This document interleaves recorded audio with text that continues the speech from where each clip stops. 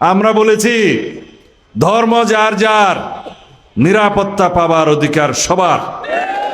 এই আমার সনাতন ধর্মী মা বোনেরা বসে আছে, ভাই বন্ধুরা বসে আছে, তাদের মুখের হাসি দেখে বোঝা যায় তারা বিএনপির হাতে নিরাপদ। এদেশে যখনই বিএনপি রাষ্ট্র ক্ষমতায় ছিল, আপনাদের স্বাধীনতা, ধর্মীয় স্বাধীনতা, নিরাপত্তা নিশ্চিত করেছে। মানুষের বাক ব্যক্তির স্বাধীনতা ছিল না, এদেশে গণতন্ত্র ছিল না।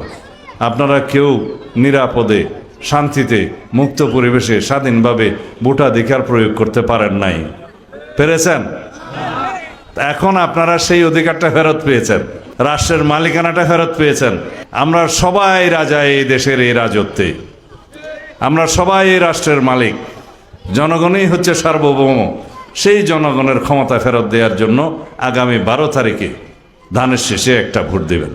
কারণ এই দেশের গণতন্ত্র, এদেশের জনগণ, এদেশের স্বাধীনতা একমাত্র জাতীয়তাবাদী দলের হাতে, বিএনপির হাতেই সুরক্ষিত।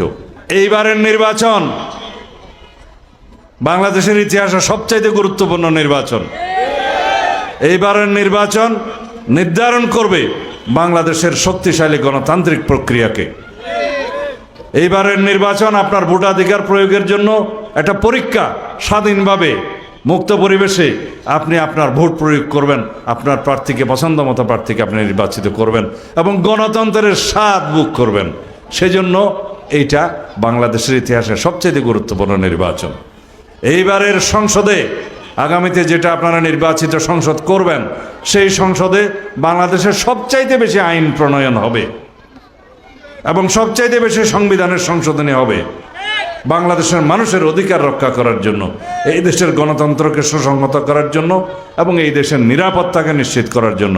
বাংলাদেশ জাতীয়তাবাদী দলের প্রত্যেকটা নেতাকর্মী এটা নিশ্চিত করবে যাতে আমার সনাতন ধর্মাবলম্বী ভাই বোনদের নিরাপদে সবাই ভোট কেন্দ্রে আসতে পারে, ভোট প্রদান করতে পারে, স্বাধীনভাবে তারা তাদের মতামত এবং রায় প্রদান করতে পারে।